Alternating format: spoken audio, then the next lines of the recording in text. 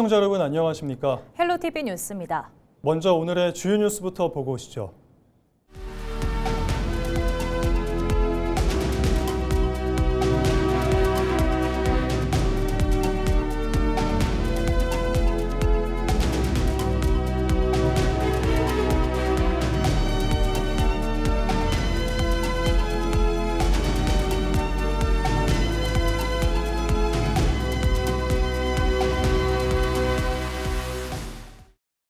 정부가 러브버그 퇴치를 위한 실증에 나섭니다.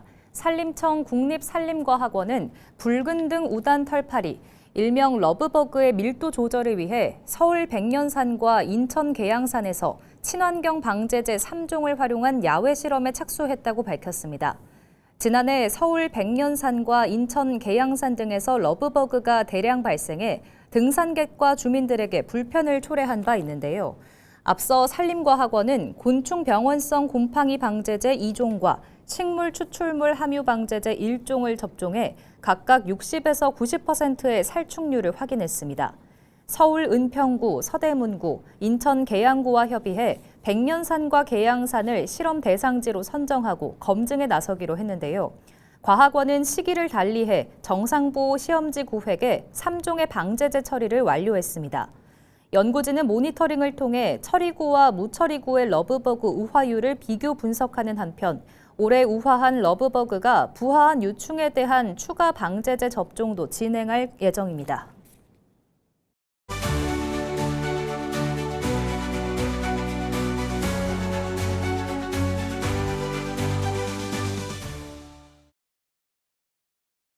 (6.3) 지방선거 후보자들을 만나보는 순서, 오늘은 경기도 의원을 뽑는 부천시 제2선거구입니다. 부천시 오정구 원종 1동, 원종 2동, 오정동, 신흥동을 중심으로 한 제2선거구에는 재선 경기도의원에 도전하는 박상현 더불어민주당 후보가 출마했습니다. 부천시 오세리 아들 박상현 인사드립니다. 부천 중심 오정시대가 왔습니다. 대장 3기 신도시에 SK를 비롯한 대기업이 들어올 것이고 대장 홍대에서는 착공이 되었습니다. 그리고 우리 부천에서 가장 아름다운 대공원인 오정대공원이 곧 개장을 앞두고 있습니다. 이렇듯 부천의 중심은 오정시대로 변화하고 있습니다. 저는 이번에 그것과 함께 부천 서부권의 교통혁명을 이루고자 합니다. 부천 서부권은 유일하게 부천에서 전철이 없는 곳입니다. 그래서 교통이 불편합니다. 그것을 꼭 해결하고자 합니다. 그리고 오정구는 원도심이긴 하지만은 밤이 아름다운 도시로 바뀌고 있습니다. 이 밤이 아름다운 오정구, 서영석 국회의원님과 함께 부천 중심 오정시대를 이루겠습니다. 앞으로 잘 부탁드리겠습니다. 부천시가 고유가 피해지원금 2차 접수에서 거동이 불편한 취약계층을 대상으로 찾아가는 신청 서비스를 시작했습니다. 이에 따라 동복지팀을 중심으로 현장 접수반을 꾸려 가정과 시설을 방문하고 있으며 종합사회복지관과 노인, 장애인 복지관 등과 함께 대상자 발굴과 지원을 진행합니다.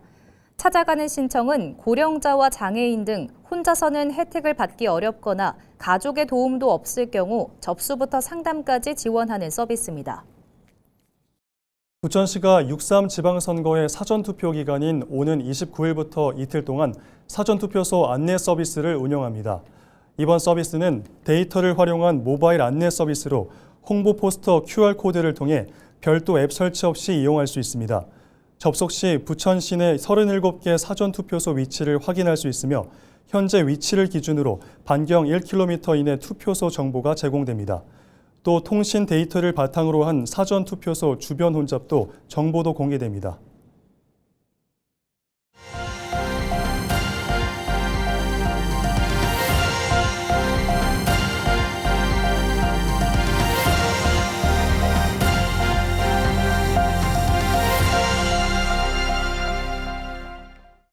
국민의힘 서울 은평갑 당협위원장과 같은 당 구청장 후보가 폭행 무고 혐의로 맞고소하며 갈등을 빚고 있는 가운데 국힘 일부 시 구의원 후보들이 구청장 후보와의 공동선거운동에 나서지 않겠다고 선언했습니다. 국민의힘 은평갑 시 구의원 후보들은 18일 국힘 은평갑 사무실에서 기자회견을 열고 같은 당 소속인 남기정 은평구청장 후보와의 합동 유세 등 공동선거운동에 참여하지 않겠다는 입장문을 발표했습니다. 이들은 현직 당협위원장과 구청장 후보 간 갈등이 형사고소로까지 번진 상황에서 공동선거운동은 어렵다고 판단했다고 밝혔습니다. 앞서 홍인정 국힘 은평갑 당협위원장은 지난달 29일 남 후보가 사무실을 찾아와 언쟁을 벌이던 중 물리적 충돌이 발생했다고 주장하며 지난 6일 남 후보를 폭행 및 상해 혐의로 서울 서부경찰서에 고소장을 제출했습니다. 이에 대해 남기정 후보는 사실관계가 명확히 확인되지 않은 단계에서 일부 후보들이 공동 입장문을 통해 공개적으로 경선을 통해 공당이 선출한 구청장 후보를 돕지 않겠다는 입장을 밝힌 것은 당의 단합과 선거 승리에 전혀 도움이 되지 않는다며 유감을 표한다고 밝혔습니다. 또 일부에서 제기하고 있는 폭행 관련 주장은 사실과 다르다며 해당 사안에 대해 무고를 포함한 법적 절차를 진행하고 있다고 전했습니다. 오는 6월 3일 지방선거가 2주 앞으로 다가왔습니다. 경기 북부의 안보 거점이자 경제 자립도시로의 도약을 꿈꾸는 동두천시장 선거는 여야의 치열한 양자 대결로 압축됐는데요. 잠든 골목을 깨우겠다며 탈환을 노리는 더불어민주당 이인규 후보와 검증된 행정력으로 대도약을 완성하겠다는 국민의힘 박형덕 후보가 정면으로 맞붙었습니다. 이지훈 기자입니다. 시 전체 면적의 절반 가까이를 미군 공여지로 내주며 70년간 국가안보를 위해 희생해온 동두천시. 이번 선거의 최대 화두는 단연 침체된 지역경제의 회생입니다. 더불어민주당 이인규 후보는 집권 여당 후보라는 점을 무기로 바닥 민심을 파고들고 있습니다. 저는 소통 능력이 강점이라고 생각됩니다. 현장 경험 그리고 정책을 역임한 경험이 제가 남다른 장점이라고 생각하고 특별히 중앙정부와 소통하는 것은 제가 가지고 있는 특별한 장점이라고 생각합니다. 이 후보는 시장에 당선되면 미군 반환 공여지 국가 주도 개발을 이끌겠다고 약속했습니다. 반환 공여지에서 새로운 산업을 일으켜 지역을 살리겠다는 계획입니다. 네, 미군 반환 공여지 국가주도 개발입니다. 저는 미군 반환 공여지를 국가가 장기 임대형으로 시민들에게 또 분양하고 그곳을 통해서 새롭게 지역에 산업이 일어나야 된다고 생각됩니다. 이에 맞서 수성에 나선 국민의힘 박형덕 후보는 민선 8기를 이끌어온 현직 프리미엄과 탄탄한 경륜을 앞세우고 있습니다.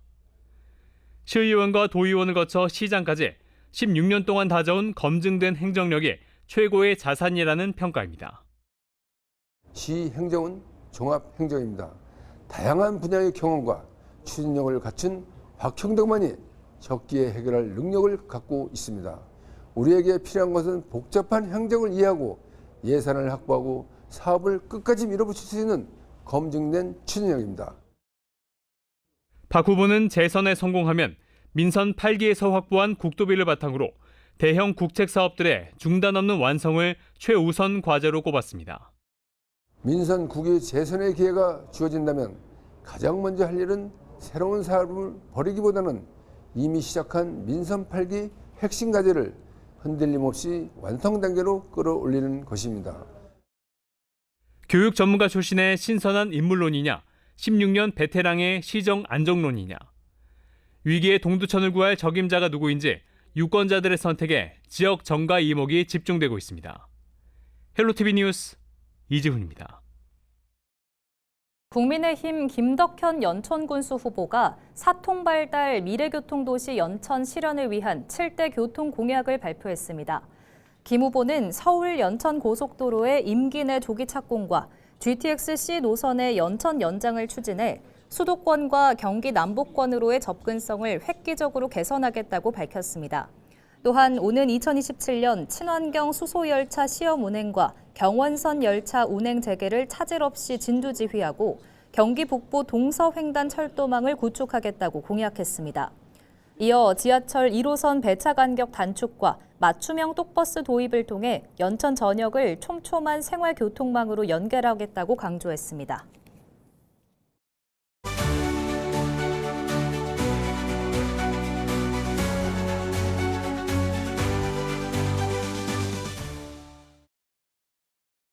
6.3 지방선거 후보자들을 만나보는 순서 이어갑니다.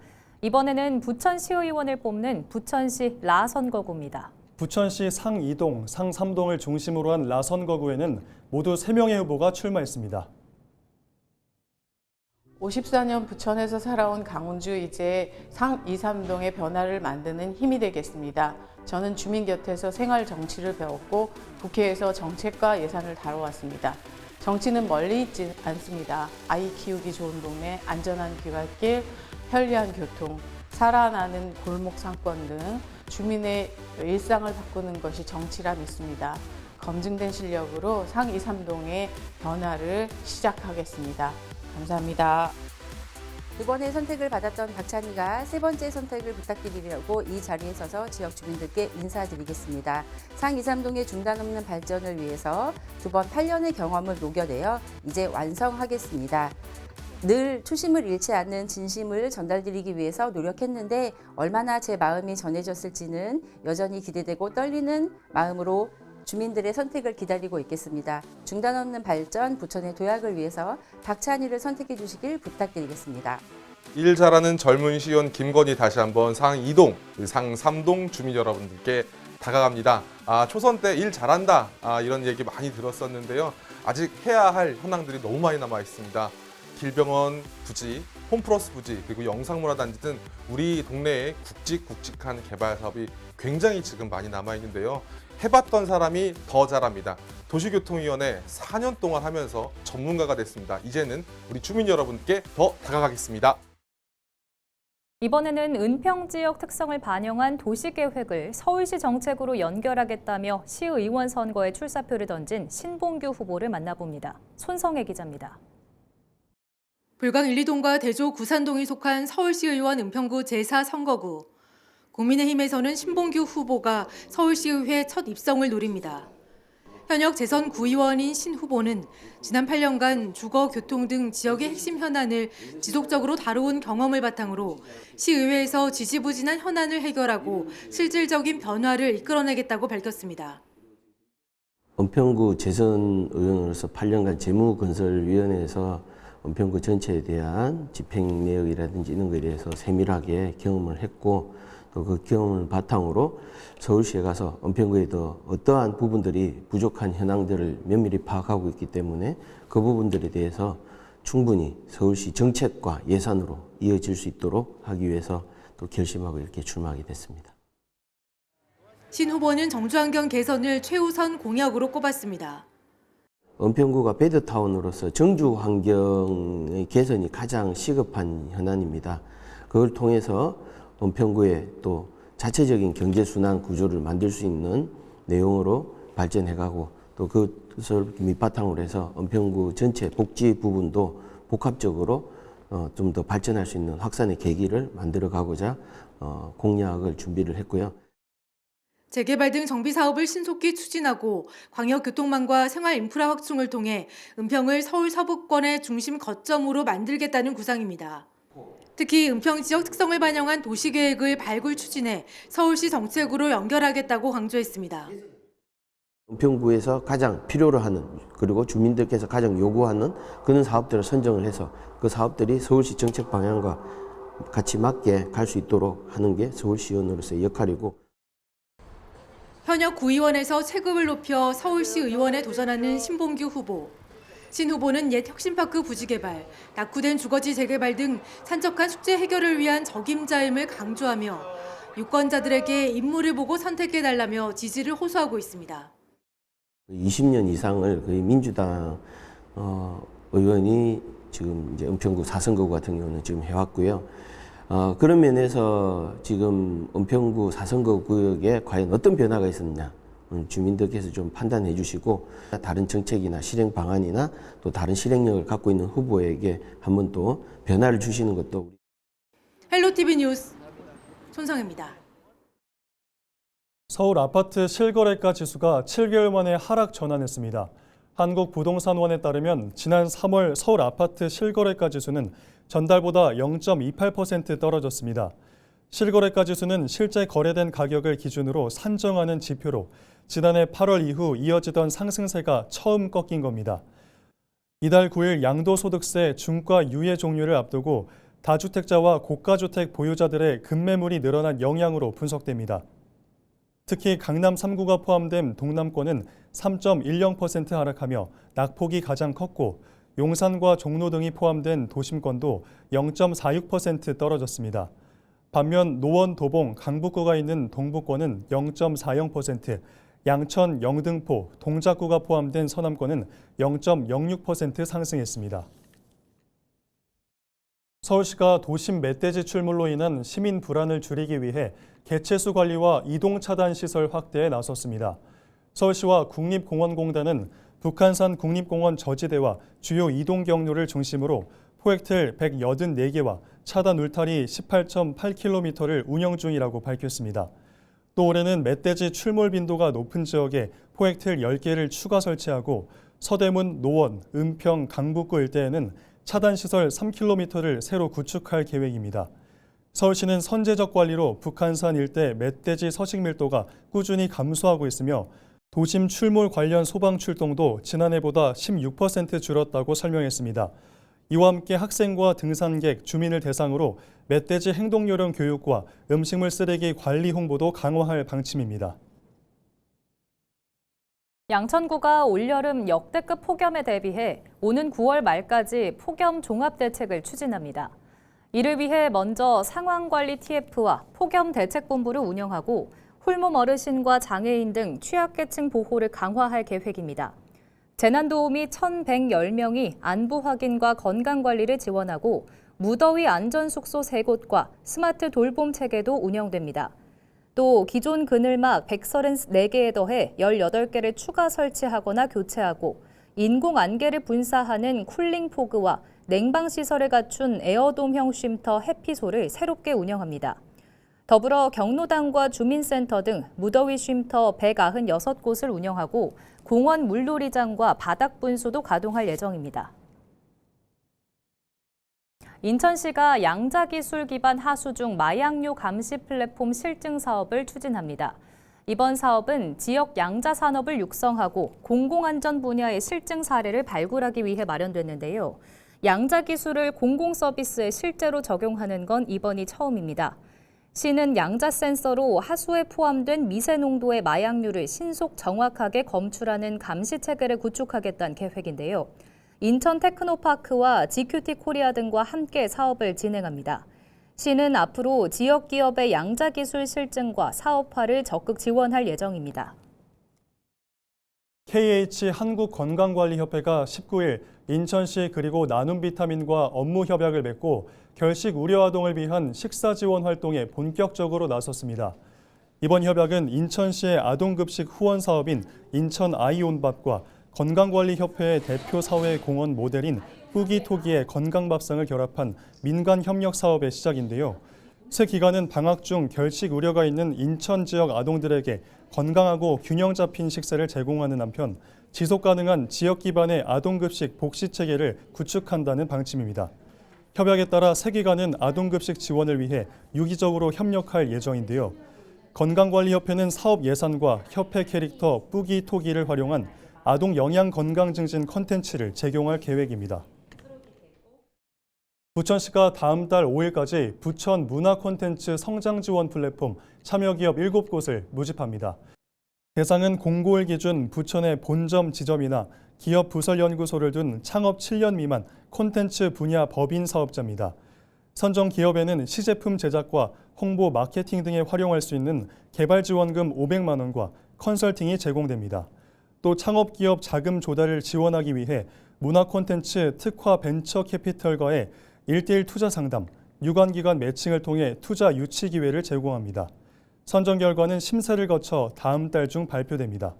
부천시는 올해 부천 문화 콘텐츠 펀드를 조성해 30억 원 재원을 마련하는 한편 유망 콘텐츠 기업에 대한 투자와 지원을 확대할 방침입니다. 이상으로 뉴스를 마칩니다. 시청해주신 여러분 고맙습니다.